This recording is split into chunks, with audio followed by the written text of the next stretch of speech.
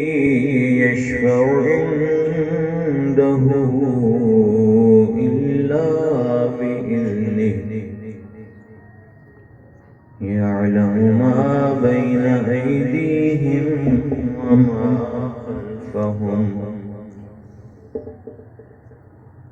صدق الله مولانا العظيم وصدق رسوله النبي الأمين الكريم وقال الله تبارك وتعالى في شان حبيبه الكريم مخبرا وآمرا إن الله وملائكته يصلون على النبي يا أيها الذين آمنوا صلوا عليه وسلموا تسليما اللهم صل على سيدنا ومولانا محمد وعلى آل سيدنا ومولانا محمد وبارك وسلم صلاة وسلام عليك يا سيدي يا رسول الله وعلى آلك وأصحابك يا حبيب الله مولاي صل وسلم دائما أبدا على حبيبك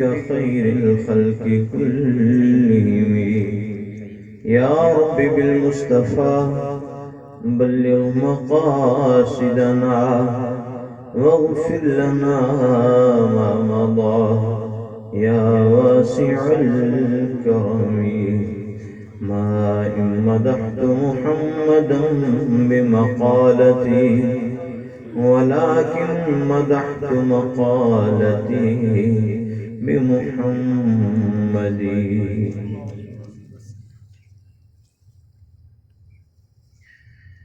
لائق صدی کرام قابل قدر سادات کرام علماء ذیشان ثنا خانان رسول صلی اللہ علیہ وآلہ وسلم اور عاشقان رسول غلامان رسول صلی اللہ علیہ وسلم، اللہ تعالیٰ کی فضل و کرم سے آج انجمن غلامان رسول کے کیے ہوئے وعدوں کی تکمیل کی انتہا ہے۔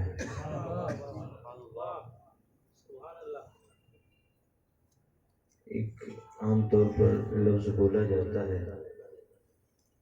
بس وہ ہدایت اسی کی طرف سے ہوتی ہے کہ آخری پروگرام کوئی بھی نہیں ہے اور نہ کوئی آخری پروگرام ہوگا۔ ہم مر جائیں گے اور آ جائیں گے، وہ چلے جائیں گے اور آ جائیں گے، لیکن پروگرام کوئی بھی آخری نہیں ہوگا، پروگرام آخری نہیں ہوگا۔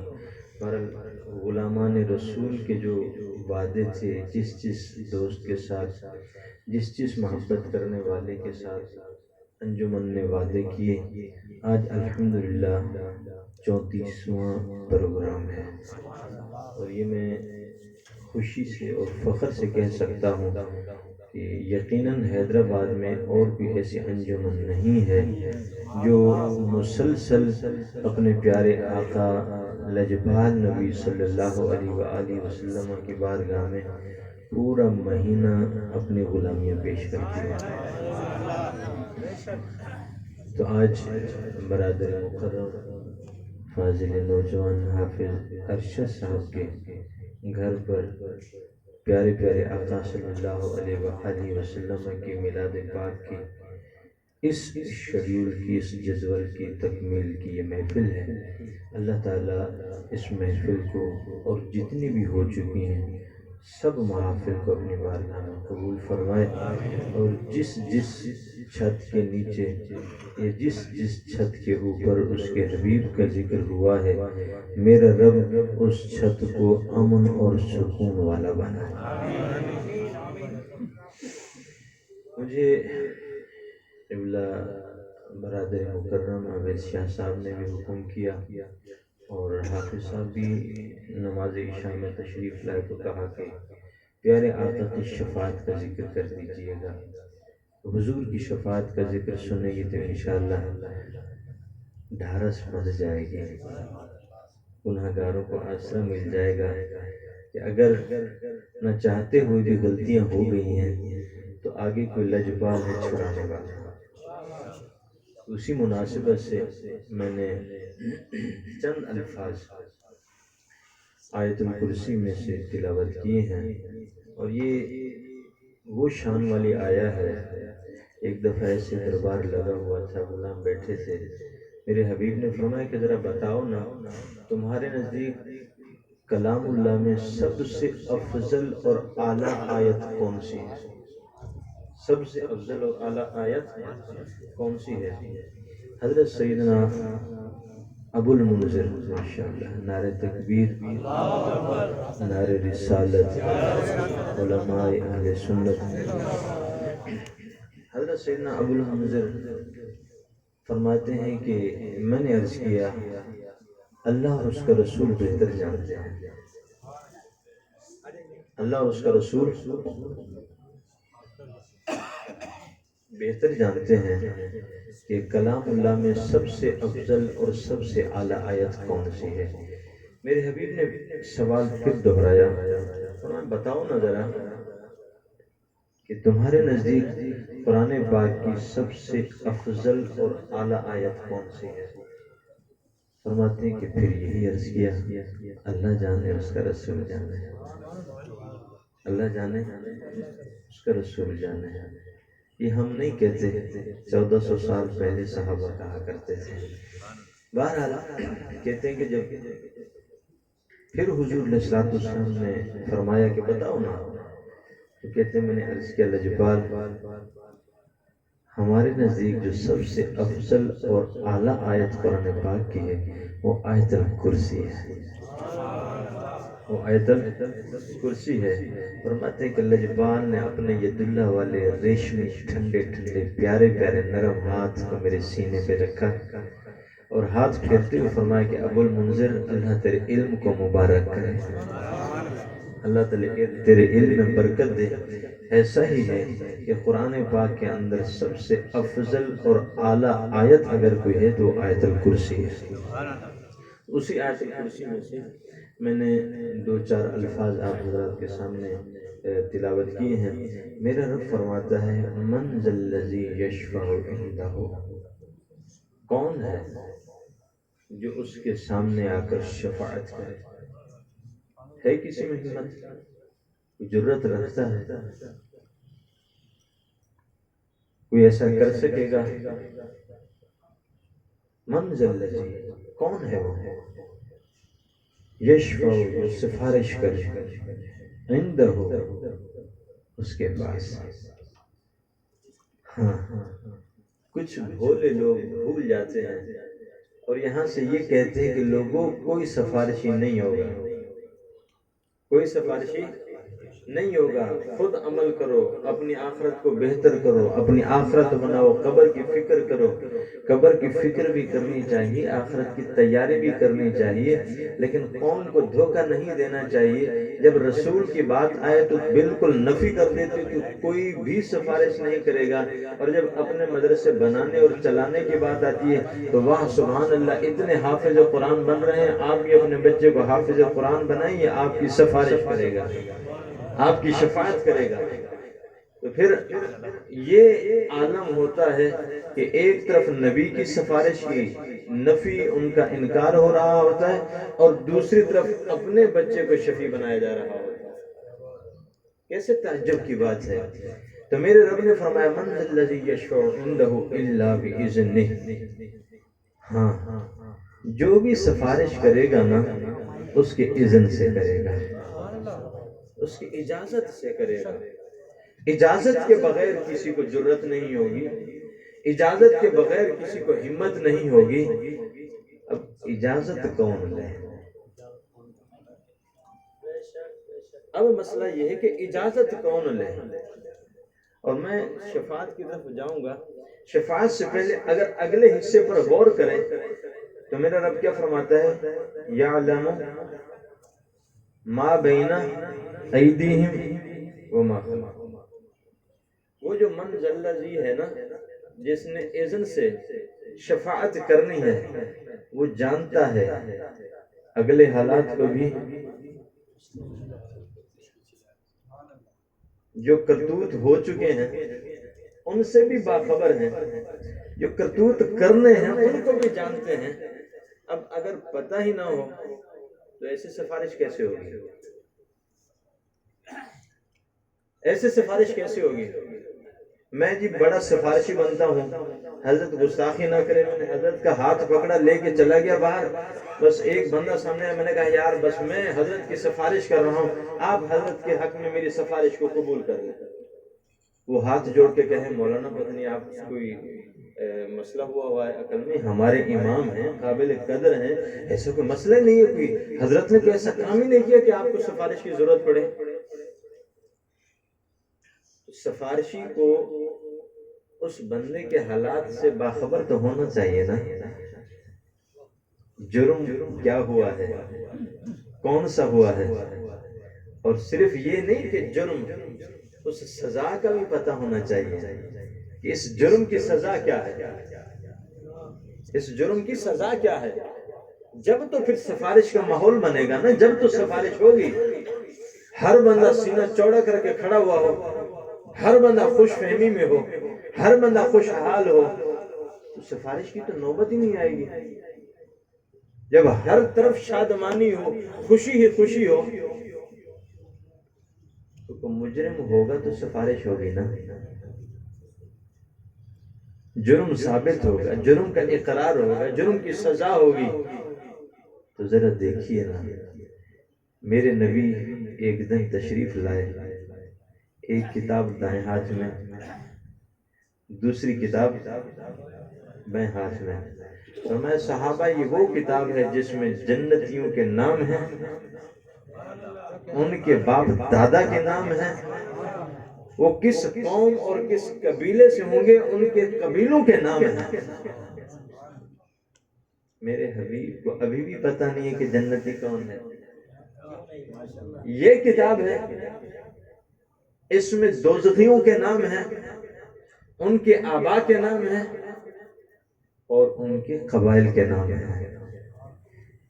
جس نبی نے آ کر اپنے صحابہ کو یوں کتابیں اٹھا کے دکھائیں، پڑھا تھا یہ بغیر پڑھے بتا دیا؟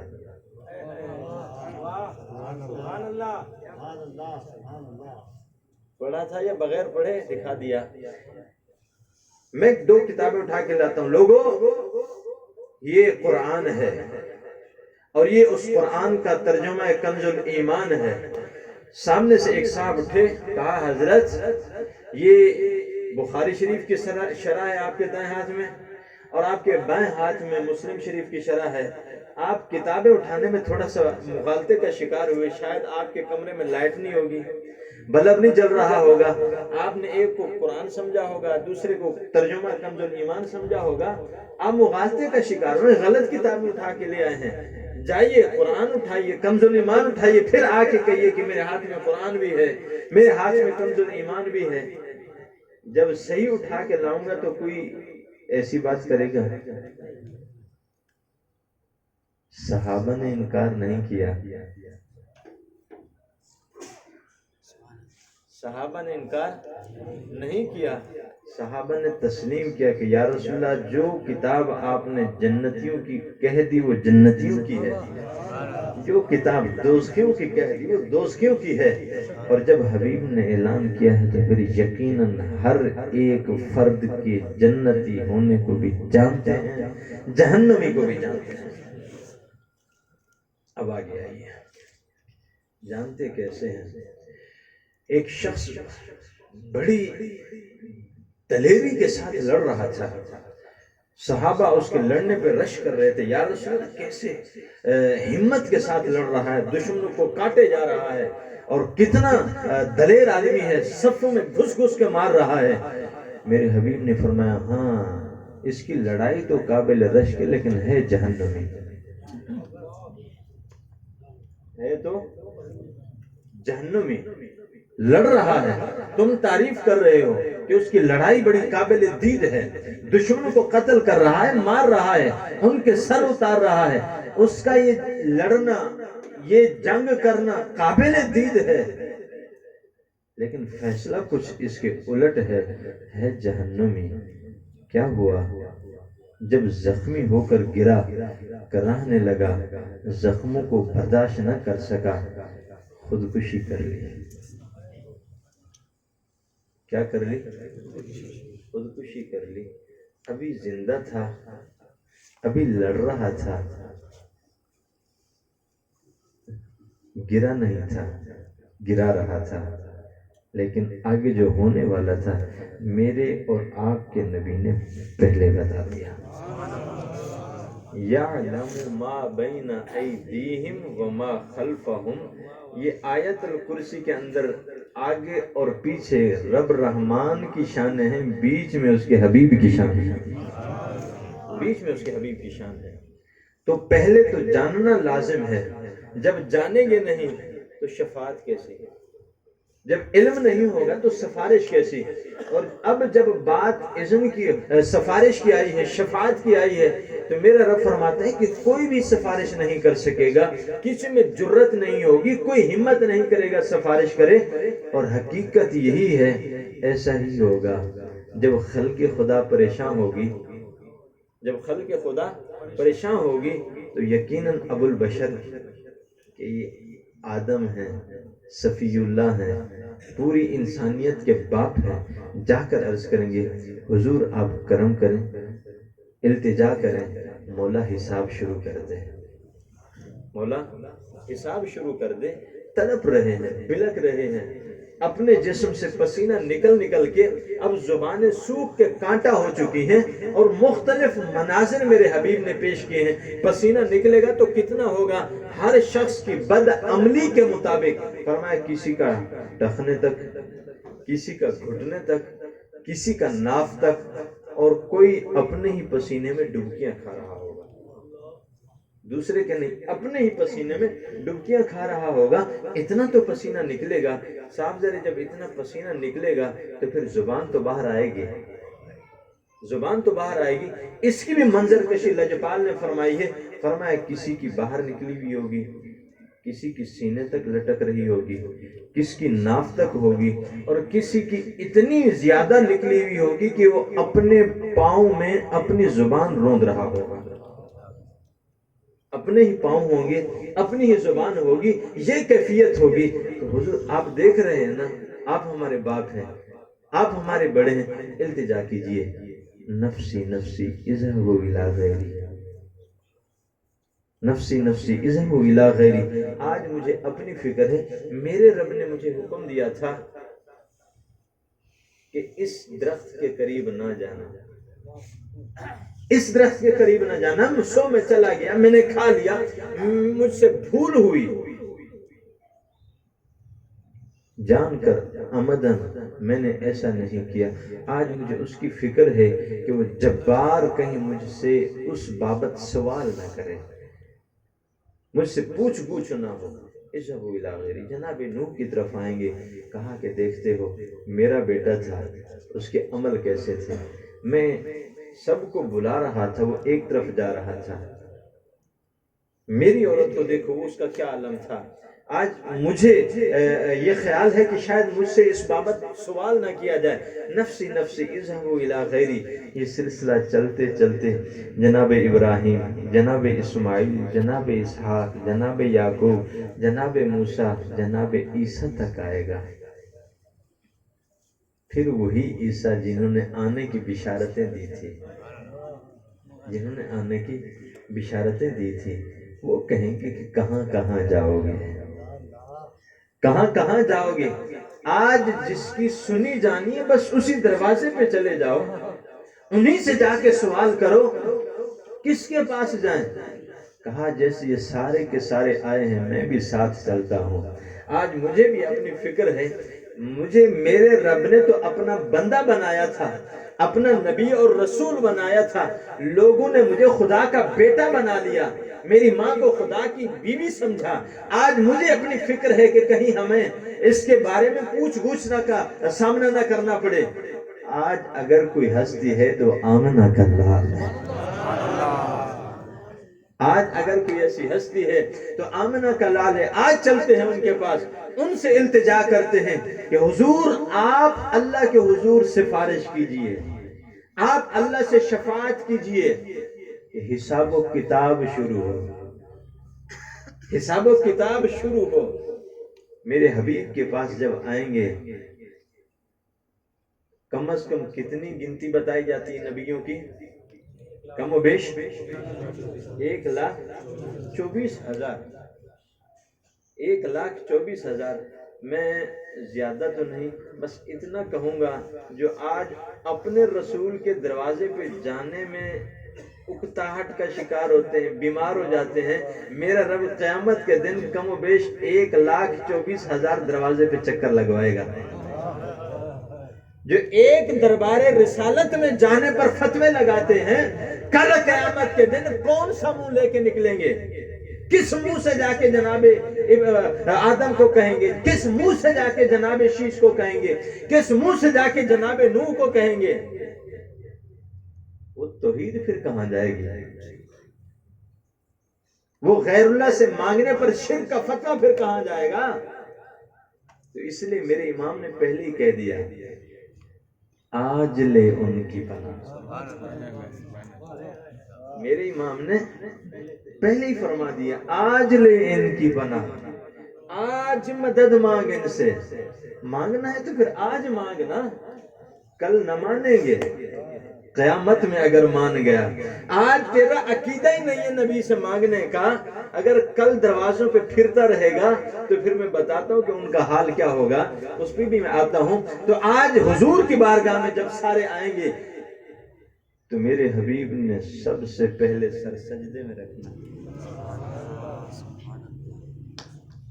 محب جانتا ہے کہ محبوب راضی کیسے ہوگا، عابد جانتا ہے کہ معبود کو راضی کیسے کرنا ہے۔ کوئی سوال نہیں ہوگا، کوئی بات نہیں ہوگی، بس خلق آ کر کہے گی اور حبیب نے سر سجدے میں رکھنا ہے۔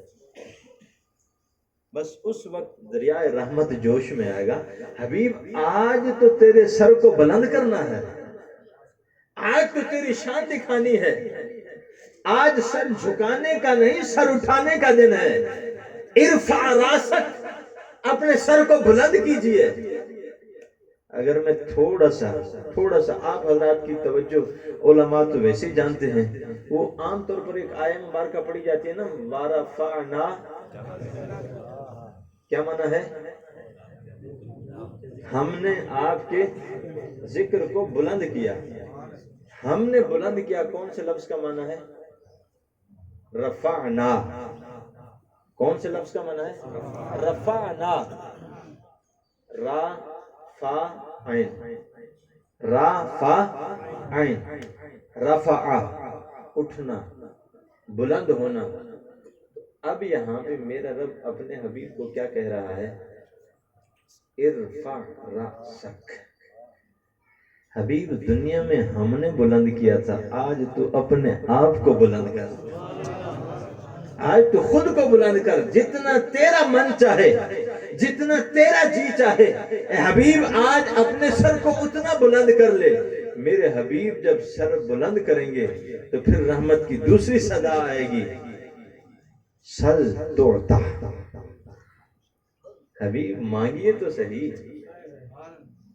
مانگیے تو صحیح۔ وہ مکہ کی دھرتی پہ کو کم سجدے ہوئے تھے، وہ مدینہ کی سرزمین کو کم نوازا تھا۔ حبیب آج تو سر اٹھانے کا دن ہے اور آپ سر جھکا رہے ہیں، جن کے جھکے ہوئے ہیں جھکے رہے۔ آپ نے کیسے جھکائے ذرا بتائیں تو صحیح، مانگیں دیں گے ہم۔ اگر چند لمحات پیچھے جاتے ہیں تو غضب تھا، جلال تھا، اور ہمت کسی کی بھی نہیں پڑ رہی تھی۔ ایک سجدہ کیا، آئے ہائے، ایک سجدہ کیا، اور سجدہ کرنے والا بھی تو کوئی ناز والا تھا نا۔ وہ سارا غضب ختم، وہ جلال جمال میں تبدیل۔ حبیب مانگیے تو صحیح، مانگیے تو صحیح۔ میرے حبیب فرماتے ہیں اس وقت میں اپنے رب کے حضور سفارش کروں گا، انا اول شافع، میں سب سے پہلا شفاعت کرنے والا ہوں، مجھ سے پہلے کسی کی جرت نہیں ہوگی، مجھ سے پہلے کوئی ہمت نہیں کر سکے گا کہ سفارش کرے۔ بڑی بڑی شانوں والے ہوں گے نا، بڑے بڑے توحید کے ٹھیکیدار بھی تو ہوں گے نا، اللہ کی توحید کے بڑے بڑے علمبردار بھی تو ہوں گے نا، تو آج کیوں نہیں اس سے کہتے کہ مولا ہم نے تیری توحید کے لیے پتہ نہیں کتنوں کو مشرک بنایا، وہ کلمہ پڑھتے تھے، نبی کی نبوت اور رسالت کو مانتے تھے، پھر بھی ہم نے زبردستی ان کو مشرک بنا دیا، مولا ہماری بات تو سن لے۔ وہ کسی نے کہا ہے نا، شفاعت کی بات محشر میں میرا حبیب کرے کوئی دوسرا نہ کرے۔ آئے ہائے، خدا نے شفاعت کی بات محشر، ہاں خدا نے شفاعت کی بات محشر میں میرا حبیب کرے کوئی دوسرا نہ کرے۔ آج سب کی زبانیں گنگ کر دی، مہر لگا دی، اليوم نختم علی افواہہم، منہ پر مہریں لگی ہوئی ہیں۔ قربان جاؤں، آج اگر کسی کی سنی جانی ہے، کسی کی مانی ہے، تو وہ مصطفیٰ کی ذات ہے، وہ مصطفیٰ کی ذات ہے۔ تو جتنی بھی سفارشیں ہیں، جتنی بھی شفاعتیں ہیں، وہ پھر نبیوں کی شفاعت سے لے کر اولیاء کی شفاعت تک، اور پھر اولیاء کی شفاعت سے لے کر ایک ضائع ہونے والے کچے بچے کی شفاعت تک، پھر رمضان کی شفاعت سے لے کر قرآن کی شفاعت تک، یہ ساری سفارشیں پیچھے ہیں، سب سے پہلے مصطفیٰ کی سفارش ہے، سب سے پہلے مصطفیٰ کی شفاعت ہے۔ اگر ہم سوچیں تو قرآن کس کا کلام ہے؟ سفارش کرنی ہے کہ نہیں کرنی؟ کرنی ہے نا، قرآن نے سفارش، تو قرآن نے سفارش کرنی ہے۔ مولا میں تیرا کلام ہوں، یہ تیرا بندہ دن بھر روزے میں ہوتا تھا، رات میں آ کے مجھے تراویح میں سنتا تھا، میں اس کو تیرے حضور لایا ہوں، اس کی سفارش کرنے کے لیے لایا ہوں، پاک پروردگار میری سفارش اس کے حق میں قبول فرما۔ پہلے کیوں نہیں گیا قرآن؟ رب کا کلام تھا نا، چلا جاتا، نہیں، کہا خدا نے شفاعت کی بات محشر میں، کہا خدا نے شفاعت کی بات محشر میں میرا حبیب کرے کوئی دوسرا نہ کرے۔ تو آج سب اس انتظار میں تھے کہ جب اس لم یزل نے، اس رب کائنات نے یہ فرمایا الستو بربکم، کیا نہیں جانتے تھے کہ یہی ہمارا رب ہے؟ کیا پتہ نہیں تھا کہ یہی ہمارا خالق ہے، یہی ہمارا مالک ہے، یہی ہمیں کھلانے پلانے والا ہے؟ نہیں جانتے تھے، سب جانتے تھے، لیکن جرت کسی کی بھی نہیں ہو پا رہی تھی کہ جواب دے سکیں کہ تو ہی ہمارا رب ہے۔ اگر اس دن کسی نے سب سے پہلے کہا تو مصطفیٰ نے، پھر سب نے کہا۔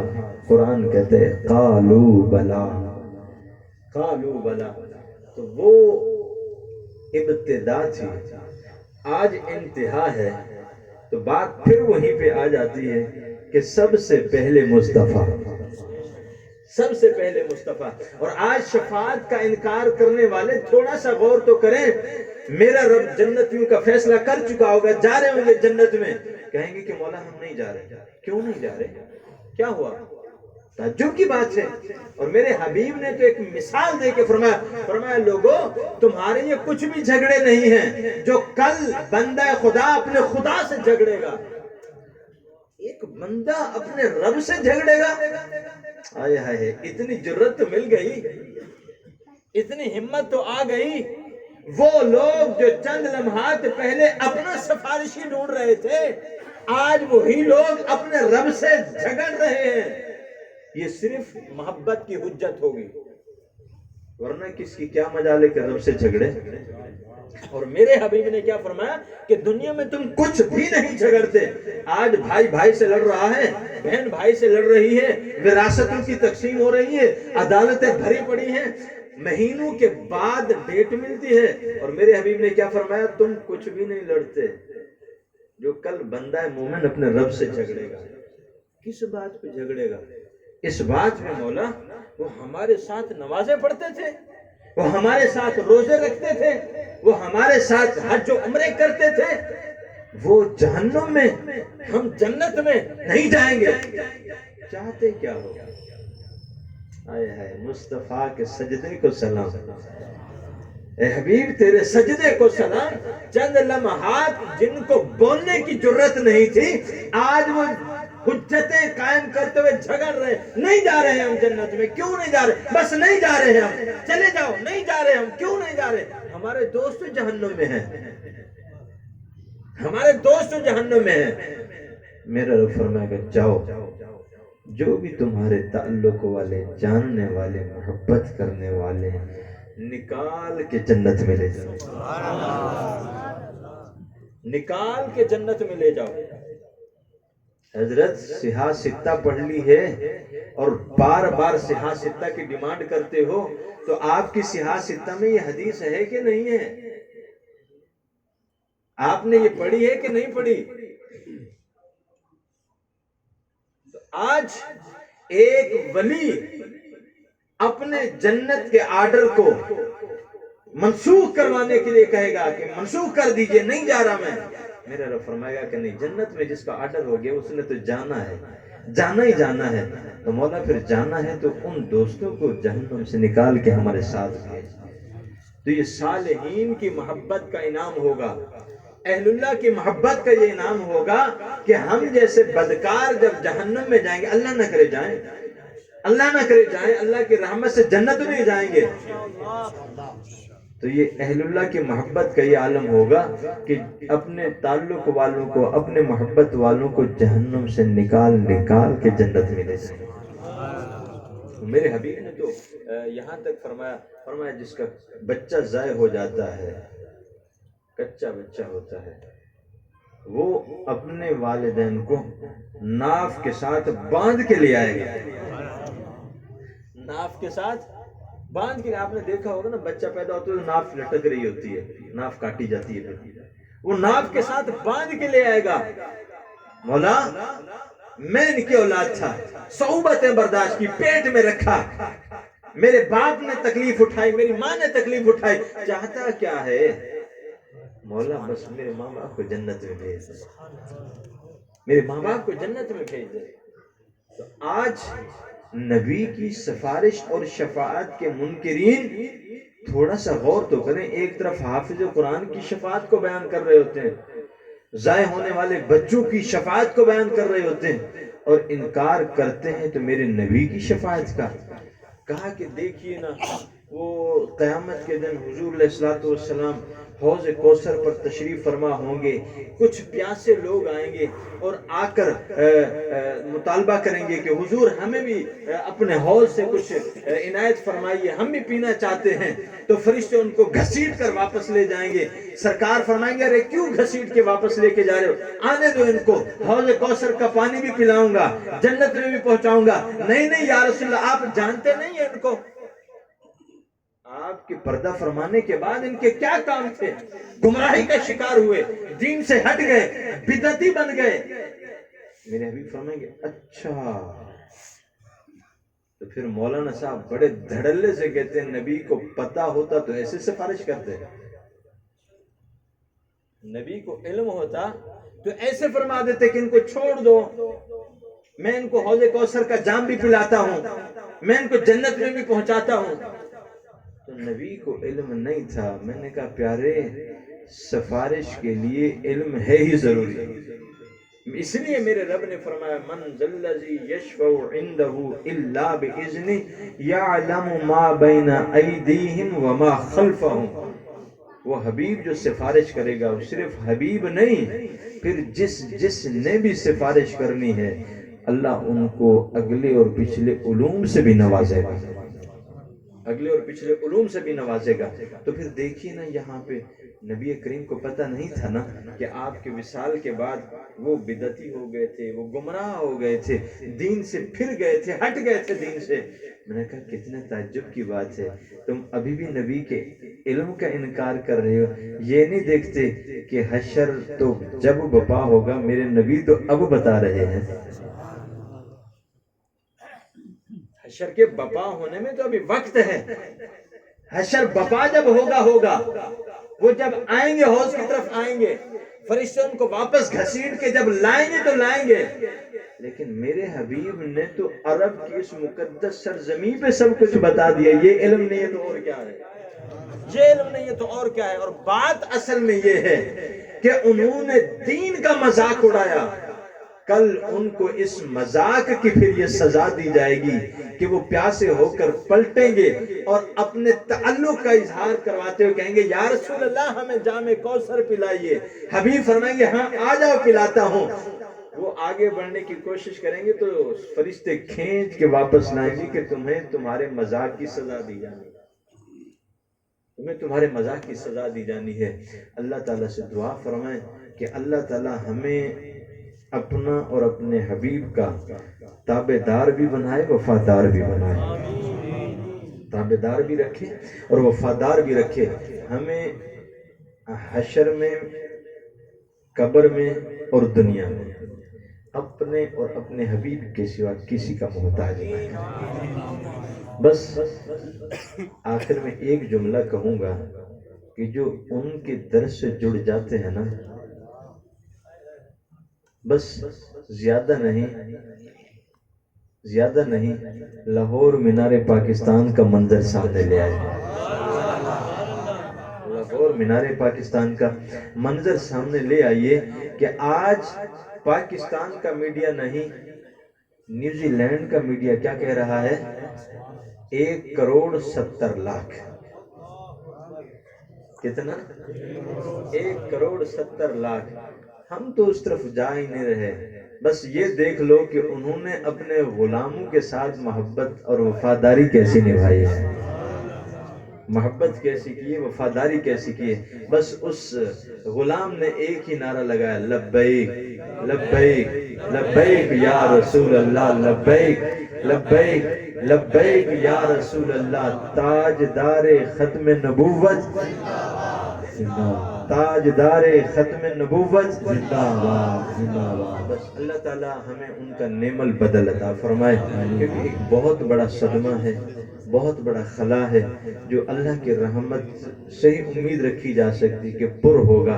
ایسا جرت والا ہمیں شیر عطا فرمائے جو اتحاد کا بھی سبب بنے, اسلام کے اہل سنت کے غلبے کا بھی سبب بنے, اور کفر کی آنکھ میں آنکھ ڈال کے بات کرنے کا بھی اس کو طریقہ ہو. میں اکثر نمازی آ کے بتا رہے ہوتے ہیں میرے کہ ایسا ہو گیا ایسا ہو گیا. میں نے کہا یار مجھے ایک بات بتاؤ کہ خادم حسین رضوی صاحب پی ایم تھے پاکستان کے, president, chief of army staff, بس ایک جملہ کہتے تھے, وہ ساڈے کول ایٹم بم بھی ہے, غوری بھی ہے, تے ابدالی بھی ہے, ایسی شبرات واسطے نہیں رکھے ہیں. وہ اپنے گھر میں بیٹھ کے دہل جاتے تھے کہ ابھی ایٹم بم آ تو نہیں جائے گا. یہ نہیں سوچتے تھے کہ یار وہ تو مسلح پہ بیٹھنے والا ایک مولوی ہے, وہ تو اپنے منہ سے کہہ رہے تھے مولوی خادم. شیخ الحدیث بھی اپنے نام کے ساتھ نہیں لیتے تھے, اتنا مولوی خادم. تو وہ اتنا ہی نہیں سمجھ سکے کہ ایک مولوی صاحب اگر بیان دے رہا ہے تو دیتا رہے, اس سے کیا فرق پڑتا ہے. لیکن اتنے گھبرا جاتے تھے کہ ایک خادم حسین کی للکار تھی جو سینے کو چیرتی لی جاتی تھی. اللہ تعالی ہمیں ایسا ایک اور خادم حسین عطا فرمائے, آمین ثم آمین. ہماری اس پیاری پیاری انجمن کے جتنے بھی پروگرام ہوئے, جس نے بھی اپنے گھروں میں سجائے, اللہ تعالیٰ انجمن کو بھی, ان گھر والوں کے اور جتنے بھی میزبان تھے سب کو, جتنے بھی شرکاء تھے سب کو دن دگنی رات چگنی ترقی عطا فرمائے, آمین ثم آمین. وآخر دعوانا الحمدللہ. سبحان اللہ, ماشاء اللہ.